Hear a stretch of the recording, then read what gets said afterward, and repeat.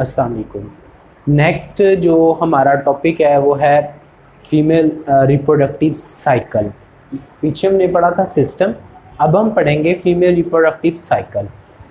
Actually जब आपने cycle लिखना है तो उसमें सबसे पहली चीज़ इसकी आपने डेफिनेशन लिखनी है।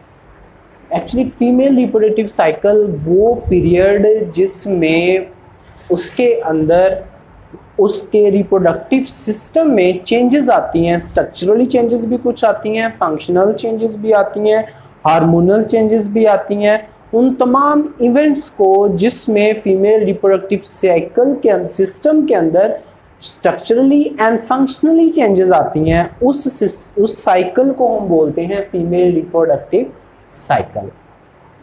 अगर हम मेल की बात करते हैं तो मेल के अंदर डेफिनेटली जो स्पर्म का प्रोड्यूस होना वो प्यूबर्टी से स्टार्ट होता है और थ्रू आउट लाइफ कंटिन्यूस रहता है।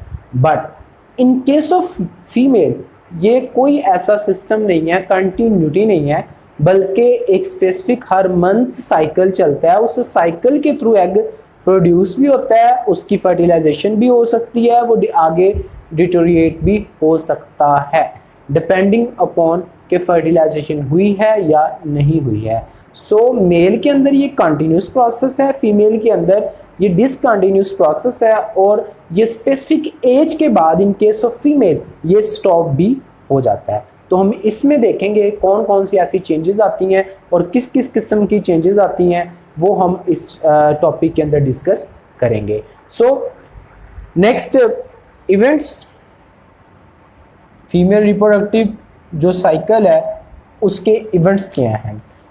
इसके इवेंट्स में इन्वॉल्व हैं in this process events take place at, दो जगह पे इसके इवेंट्स होते हैं। एक ओवरीज के अंदर जिसको हम बोलेंगे ओवरियन साइकिल, और दूसरा होता है यूट्रस के अंदर जिसको हम बोलेंगे यूट्रेन साइकिल। और इन दोनों को जो चीज कंट्रोल करती है, कंट्रोल्ड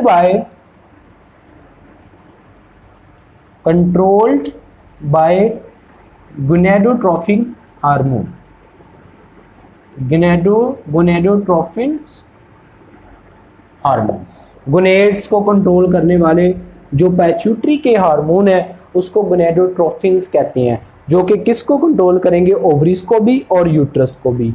इनको हमने डिस्कस करना है कि एक्चुअली कौन कौन सी ऐसी चेंजेस आती हैं। सो उसके बाद हम डिस्कस करेंगे फेजेस को। नेक्स्ट हेडिंग्स आप बनाएंगे फेजेस ऑफ रिप्रोडक्टिव साइकिल, कौन कौन सी फेजेस हैं। तो इसकी टोटल 4 फेज हैं, वो हम डिस्कस करते हैं। Follicular phase, number 2 is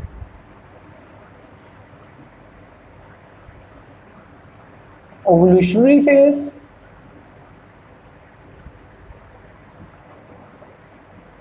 number 3 is luteal phase, and number 4 is menstrual phase. ये 4 इसकी टोटल फेज हैं, फॉलिकुलर, ओवुलेशनरी फेज या ओवुलेशन फेज, ल्यूटियल फेज और मेंस्ट्रुअल फेज। ये एक्चुअली क्या है, इसकी फेजेस को हमने हार्मोनली भी देखना है, स्ट्रक्चरली भी हमने इसको स्टडी साथ साथ करना है। तो मैं शुरू करता हूँ इसकी फेजेस कैसे हैं, उसकी एक्सप्लेनेशन ही दूंगा मैं, उसकी ड्राइंग से और चार्ट से बनाने की कोशिश करूँगा। ये फीमेल के अंदर सपोज के ब्रेन है, उसका ये ब्रेन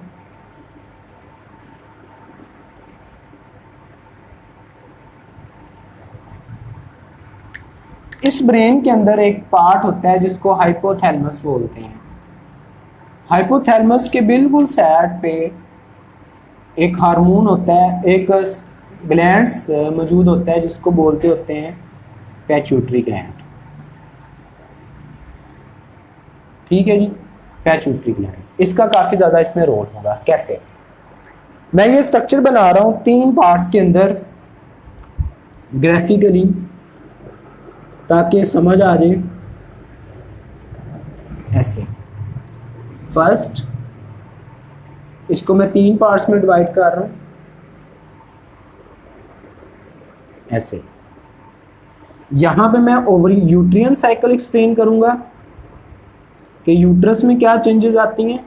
यहां पे मैं ओवरियन साइकिल को एक्सप्लेन करूंगा कि ओवरी में क्या चेंजेस आती हैं। यहां पर मैं कौन सी एक्सप्लेनेशन दूंगा, हार्मोनल चेंजेस कौन कौन सी आती हैं इसके लिए। ये 3 पार्ट्स में मैंने डिवाइड कर लिया। यहाँ पे मैं डेज लिख लेता हूँ 1, 3, 5, 7, 9, 11, 13, ये 14, ये 15, 17, 19, 21, 23, 25, 27 एंड अगेन 1, 2, 3। ये मैंने टोटल उसके नंबर ऑफ डेज लिखनी है, क्योंकि फीमेल रिप्रोडक्टिव साइकिल की टोटल डेट्स के कितने डेज में होता है, 27 to 28 डेज। अभी एक्चुअली होता क्या है, अगेन हम पीछे डिस्कस कर चुके हैं। इसके साइकिल सिस्टम के अंदर ये यूट्रस है, और इसको मैं तेज़ी से ड्रा कर रहा हूँ, ये स्ट्रक्चर ऐसे, यहाँ पर 2 ट्यूब्यूल्स ऐसे ऐसे, और ये ओवरीज, यहाँ पर ये वाला पार्ट क्या पढ़ा हमने, विजाइना, उसके बाद ये यूट्रस, ये ओवरी, ये ओविडक्ट। ये मैंने एक सिंपल सा स्ट्रक्चर बना लिया क्योंकि हमने डिटेल इसकी पढ़ ली है। अब होता क्या है, होता ये है कि on the onset of puberty, जब फीमेल में ब्लोगोद हो जाती है, तो ब्रेन के पैट्यूटरी ग्लैंड से एक हार्मोन रिलीज होता है, फॉलिकल स्टिमुलेटिंग हार्मोन। कौन सा हार्मोन? फॉलिकल स्टिमुलेटिंग हार्मोन या FSH। ये जाके ब्लड में आता है, ब्लड के थ्रू ये मूव करता हुआ आ जाता है into this ovary. FSH act on to this ovary, ovary के अंदर। ओवरी में जो चेंजेस आती हैं फिर इस हार्मोन की वजह से, मैं उसको जरा बड़ा करके बना रहा हूँ। ये मेरे पास ओवरी है, उसको मैं नीचे on the onset of puberty the pituitary gland of our brain, जो of our body secrete an hormone that is called follicular stimulating hormone under the action of this enzyme। कौन सी है enzyme, hormone follicle stimulating hormone। जो follicles हैं जिसके अंदर egg होता है, वो डेवलप होना शुरू हो जाते हैं। Multiple follicles will start to develop, 1, 2, 3, 4 मैंने लिए हैं। उसको कवर किया होता है किसको, एग को। ये अंदर उसके मैंने क्या ड्रॉ कर लिए हैं, एग। ये मेरे पास प्राइमरी फॉलिकल्स जो डेवलप हो रहे थे विद देयर एग्स, वो डेवलप हो रहे हैं फॉलिकल्स। सो मैं इधर साथ साथ एक्सप्लेन करता जाऊंगा। ऐसे ये फॉलिकल्स थे, और follicles under the action of hormone FSH, ये जो एंजाइम है वो ये जो सेल्स हैं वो अपने फॉलिकल के साथ डेवलप हो रहे। और जो पुराने सेल्स थे जो पहले डेवलप हो चुकी थी, जो स्ट्रक्चर जिसको मेंसेस कहते हैं, वो ये जो स्ट्रक्चर डेवलप हो चुकी थी वो भी साथ साथ टूट रही होती है। उसको मेंस्ट्रुएशन फेज कहते हैं, जो 1 से 5 दिन तक चलती है। उसको मैं यहाँ पर एक्सप्लेन करने के लिए शुरू में लिख रहा हूँ कि ये ब्लड वेसल्स टूट के अपनी नॉर्मल पोजीशन पे आ गई, यानी कि ये जो ब्लड वेसल्स हैं ये यहाँ पर ख़त्म हो गई। इनकी ये वास्कुलराइजेशन जो हुई थी वो ख़त्म हो गई। क्यों होती है वो बाद में बताता हूँ। ये 1 से 5 डेज तक जितनी भी ब्लड वेसल्स यहाँ पे डेवलप हुई थी, वो सारे की सारी ब्लड वेसल्स की वास्कुलराइजेशन ख़त्म होना स्टार्ट हो जाती है। इसलिए हम इस फेज को बोलते हैं मेंस्ट्रुएशन। 1 से 3 से 7, 3 से 5 डिपेंडिंग अपॉन कंडीशन ये साइकिल चलता है। सो फॉलिकल भी डेवलप हो रहे हैं under the action of this, कौन सा एंजाइम है जी हमारे पास, FSH। सो पहले जो दिनों में किसका लेवल, किस हार्मोन का लेवल बढ़ता चला जाता है, that is FSH। Hormonal change क्या हुआ, FSH का लेवल बढ़ा। फॉलिकल डेवलप हुए, सारे फॉलिकल्स नहीं डेवलप होते, one of them is continue to grow with its ovum. ये सेल था, उसमें से एक आगे आगे चलता है, बाकी सारों की डिजनरेशन हो जाती है फॉलिकल्स की, एक कंटिन्यू करता है इस प्रोसेस को, जिसमें ये मेरे पास फॉलिकल्स रिलीज टूट गए हैं, सिर्फ एक ग्रो कर रहा है नेक्स्ट, उस प्रोसेस को जिसमें बाकी डिजनरेट हुए हैं उस प्रोसेस को बोलते होते हैं फॉलिकल एट्रीशिया। ब्रेकडाउन का प्रोसेस जिसमें सारे फॉलिकल्स डिजनरेट हो गए, सिर्फ एक जो है वो आगे कंटिन्यू कर रहा है, उस प्रोसेस को बोलते हैं फॉलिकल एट्रीशिया। सो एफएसएच का लेवल बढ़ा। दूसरे स्टेप में क्या होगा, ये साथ साथ मैं एग का भी बताता जा रहा हूँ। ये एग जो डेवलप हो रहा है उसके अंदर एक उसकी प्रोटेक्शन के लिए नेचर क्या करती है, एक फ्लूइड को भी डेवलप कर रही होती है साथ साथ, जो उसकी मैक्सिमम प्रोटेक्शन करवाता है ऐसे। और आगे आगे जैसे ये एग चलता है, ये उसके अंदर ये फ्लूइड जो उसकी मैक्सिमम प्रोटेक्शन के लिए नेचर बनाती है, उसकी कंसंट्रेशन में भी इजाफा होता रहता है, ये फ्लूइड है, ठीक है। उसके बाद under the F level, FSH जब लेवल ज्यादा होता है तो एक और हार्मोन्स यहाँ से रिलीज होता है जो नीचे की तरफ पिट्यूटरी से, एफएसएच का लेवल इंक्रीज होता है। जैसे ये इंक्रीज हुआ तो एफएसएच की वजह से एक और हार्मोन स्टिमुलेट होता है, प्रोड्यूस होना, उस हार्मोन को हम बोलते होते हैं जी एस्ट्रोजन। सो दूसरा हार्मोन जो जैसे इसका लेवल बढ़ता है, पीक पे जाता है, तो शुरू में लेवल जो आपके ये उसका था एस्ट्रोजन का, वो इसके बढ़ने से उसका लेवल भी क्या होने लग जाता है, बढ़ने लग जाता है। उस हार्मोन को हमने, जो एस्ट्रोजन था, जब इसका लेवल पहले कम था, एफएसएच के बढ़ने की वजह से जो दूसरा हार्मोन बढ़ा है उसको हमने क्या नाम दिया, एस्ट्रोजन। इसका लेवल इंक्रीज होता है। सो एफएसएच लेवल इंक्रीज हुआ, एस्ट्रोजन का लेवल बढ़ गया। एफएसएच का एस्ट्रोजन के साथ डायरेक्ट रिलेशन है, बट जैसे ही एस्ट्रोजन का लेवल बढ़ता है, एस्ट्रोजन का लेवल बढ़ता है, देन एफएसएच का लेवल डिक्रीज हो जाता है। एफएसएच के बढ़ने से एस्ट्रोजन बढ़ती है, एस्ट्रोजन के बढ़ने से एफएसएच का जो लेवल है, जो पहले इंक्रीज हो रहा था, जैसे ही बढ़ा एफएसएच का लेवल क्या होने लग गया जी, डिक्रीज होने लग गया, ठीक है। ये बढ़ा और एफएसएच एस्ट्रोजन के बढ़ने से कम हो गया। सो एस्ट्रोजन क्या करती है, वेरी इंपॉर्टेंट हार्मोन, फीमेल के अंदर मिनरलाइजेशन में भी रोल है, और एक रोल ये यूट्रस के अंदर वास्कुलराइजेशन करती है, ब्लड वेसल्स को डेवलप करवाती है, एंडोमेट्रियम को डेवलप करवाती है। एंडोमेट्रियम की ब्लड वेसल्स, तो क्योंकि वहाँ पे जाइगोट डेवलप होना है, ब्लड को फुलाना है, वहाँ पे ब्लड को बनाना है, इस वजह से ये ब्लड वेसल तेजी से डेवलप होती हैं under the action of oestrogen hormone. Keep in mind, जब ये साथ साथ चल रहा होता है तो प्रोजेस्टेरोन का लेवल तकरीबन कांस्टेंट होता है। ये प्रोजेस्टेरोन अभी नहीं बढ़ा, वो लेवल कम है, उसका लेवल अभी कम होता है। सो जैसे ही ये नेक्स्ट फेज चलती है, और ये मैंने अभी बोला एस्ट्रोजन की वजह से जो यूट्रस है उसकी वास्कुलराइजेशन क्या होती रहती है, बढ़ती रहती है। वास्कुलराइजेशन, इनके ब्लड वेसल्स यूट्रस के अंदर क्या होती रहती हैं जी, बढ़ती चली जाती हैं। ऐसे ये देखें, उसकी इंक्रीज आ रही है, उसकी थिकनेस में इजाफा हो जाता है, इसके अंदर ब्लड वेसल्स के अंदर इंक्रीज हो रही है। जैसे ही ये फॉलिकल्स, इसी तरह यहाँ पे भी जो फॉलिकल्स डेवलप हो रहे हैं, वही चेंजेस जो मैंने यहाँ पे ड्रॉ किए हैं, ये साथ साथ उसकी ग्रो हो रही है। ये इसी तरह नेक्स्ट लेवल पे डेज का ख्याल करना है, नीचे से वो ना डिस्टर्ब हो, 14 डेज से पहले पहले ये आपने ड्रॉ करना है। ऐसे ये साथ साथ डेवलप हो रहा है। जैसे ये एस्ट्रोजन का लेवल बढ़ता है, इसकी वजह से वास्कुलराइजेशन भी होगी। अब जैसे ही साइकिल पहुंचता है हमारे 14 डेज के अंदर, 13, 14, 15, फिर क्या करता है, दिस फॉलिकुलर सेल्स, ये जो फॉलिकुलर सेल है ये ऐसे मूव करवाता है, और अपने अंदर से जो एग सेल है जो मूव कर रहा था, जो उसके अंदर सेकेंडरी ओवोसाइट डेवलप कर रहा था, उसको ये रिलीज कर देता है ओवोसाइट के अंदर, ठीक है। जो अंदर एग डेवलप हो रहा था सेकेंडरी ओवोसाइट तक, मेटाफेज 2 तक मैंने बताया था पिछले लेक्चर में, तो वहां पर ये रिलीज करने के प्रोसेस को हम बोलते हैं जी ovulation. It is called ovulation. ये जो स्ट्रक्चर रिलीज हुआ है, इसके कुछ पार्ट्स हैं, जो सपोज कि ये मेरे पास वो सेकेंडरी सेल है जिसको सेकेंडरी साइट कहा गया। इसके गिर्द इसकी प्रोटेक्शन के लिए एक स्ट्रक्चर होती है न्यूट्रिशन के लिए, उसको बोलते हैं ज़ूनोपेलोसिडा।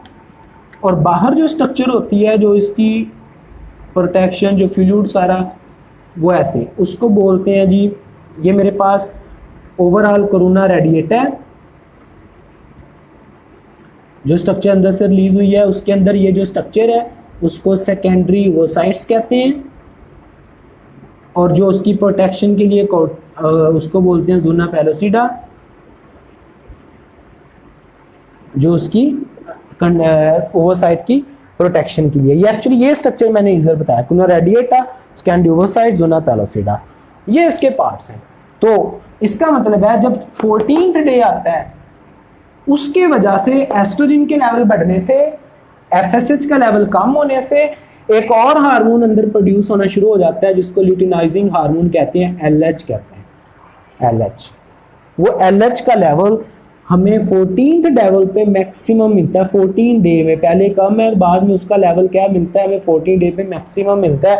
और वो एक्चुअली एवोल्यूशन करवाता है, एग को रिलीज करवाता है ओवरी से। वो हार्मोन कौन सा है? Luteinizing hormone, LH. Egg release हो गया तो उसके बाद क्या हुआ? एग रिलीज होके ऐसे ये ओपन हो गया, ये उसका अंदर फ्लूइड था जो अंदर एग डेवलप हो रहा था, वो सारा उसने क्या कर दिया जी? रिलीज कर दिया, बाहर रिलीज कर दिया। इस प्रोसेस को जिसमें एग रिलीज हुआ है किससे? फॉलिकुलर सेल से, फ्रॉम ओवरी, उसको हमने क्या बोल दिया जी? ओवुलेशन। कौन से हार्मोन ने कराया? एलएच ने।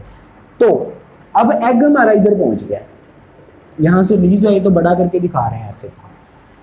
तो रिमेनिंग जो पार्ट है, जो बाकी रिमेनिंग पार्ट बचा है वो ऐसे, जो रिमेनिंग पार्ट है वो ऐसे होगा, उसकी ऐसे। इधर भी जो रिमेनिंग पार्ट है उसकी अगर हम स्ट्रक्चर ड्रॉ करते हैं ऐसे, और अंदर उसके जो फ्लूइड है वो भी मौजूद है और उसकी अभी वो डिजनरेट नहीं हुआ है, ग्लैंडुलर है, येलोइश कलर का होता है, ग्लैंडुलर है, सेक्रीशन पैदा करेगा। उस स्ट्रक्चर को हम बोलते होते हैं जी कॉर्पस ल्यूटियम, कॉर्पस ल्यूटियम। ये हमारी ये फेस मेंस्ट्रुएशन, यहाँ तक जहाँ फॉलिकल डेवलप हुए हैं 7 से 14 डेज तक, ये फॉलिकुलर फेज। जब एग रिलीज हुआ तो ये ओवुलेशन, उसके बाद कॉर्पस ल्यूटियम डेवलप हो रहा है। कॉर्पस ल्यूटियम अगर तो फर्टिलाइजेशन होती है तो कंटिन्यू करेगा, बढ़ता रहेगा, और ये एक हार्मोन रिलीज करता जाएगा साथ साथ। जब ये मैंने हार्मोन बोला ना प्रोजेस्टेरोन, जब कॉर्पस ल्यूटियम है ये ग्लैंडुलर है, इसकी वजह से प्रोजेस्टेरोन के लेवल में बहुत ज्यादा इजाफा होता है, इसका लेवल बढ़ जाता है progesterone. Actually it maintains the pregnancy, progesterone pregnancy को मेंटेन करता है, इस वजह से इसका लेवल बढ़ता है और यूट्रस की थिकनेस वो पीक पे पहुंच जाती है। ये यूट्रस है उसकी थिकनेस बहुत ज़्यादा होने लग जाती है, बढ़ जाती है उसकी थिकनेस, यानी कि यहाँ पे ब्लड वेसल्स बढ़ता है क्योंकि इसने इम्प्लांट करना होता है जाइगोट, उसकी थिकनेस बढ़ जाती है। सो किस चीज़ का लेवल बढ़ गया? प्रोजेस्टेरोन का। कब? जब एग रिलीज हो गया और स्ट्रक्चर बढ़ गया कॉर्पस ल्यूटियम। कॉर्पस ल्यूटियम अगर फर्टिलाइजेशन हो जाए तो इसके साइज में इजाफा होता है, ये बढ़ता है, इसका जो ये शेप है ये बड़ी होती है अगर उसकी ये फर्टिलाइजेशन हो जाए तो, क्योंकि प्रोजेस्टेरोन ही प्रेगनेंसी को मेंटेन करना है। लेकिन हम अगर फर्टिलाइजेशन नहीं होती तो प्रोजेस्टेरोन का कॉर्पस ल्यूटियम डीजनरेट हो जाता है, कॉर्पस ल्यूटियम डीजनरेट हो जाता है। वो फिर जब डीजनरेट होके क्या रह जाएगा? ये बिल्कुल छोटा सा रह जाएगा, इसकी डीजनरेशन होगी, ये काम भी नहीं करेगा। जब प्रोजेस्टेरोन का ये कॉर्पस ल्यूटियम काम नहीं करेगा तो उसके नतीजे में प्रोजेस्टेरोन का लेवल आफ्टर फ्यू डेज जब पता लग जाता है कि हार्मोन रिलीज नहीं होना, उसका फिर लेवल गिरना शुरू हो जाता है। अगर फर्टिलाइजेशन हो तो इंक्रीज होता है, अगर फर्टिलाइजेशन ना हो तो इसका लेवल गिरना शुरू हो जाता है। जैसे ही प्रोजेस्टेरोन का लेवल गिरता है तो बॉडी को पता लग जाता है फीमेल की कि प्रेगनेंसी नहीं होनी, और उसके साथ साथ ये कॉर्पस ल्यूटियम छोटा से छोटा होता चला जाएगा, बिल्कुल सुकड़ के ये इस फॉर्म में इसकी स्ट्रक्चर बिल्कुल ख़त्म होती जाएगी, इवन लास्ट स्टेज पे जाके ये बिल्कुल ही ख़त्म हो जाएगा, बिल्कुल छोटा सा रह जाएगा।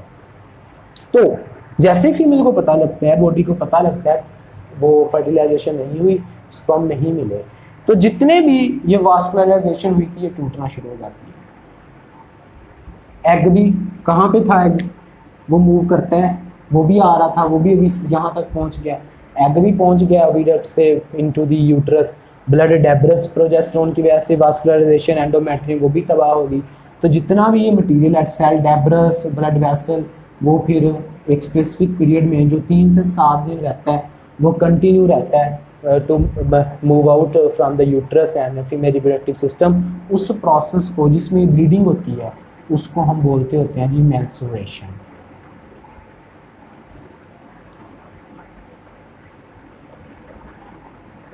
उसको मेंसेस या फिर मेंस्ट्रुएशन बोलते हैं, जो 3 से 5 दिन रहती है। रिप्रोडक्टिव साइकिल कंप्लीट होता है 28 या 7 डेज में, बट मेंसेस जो है वो रहते हैं जस्ट 3 to 7 डेज।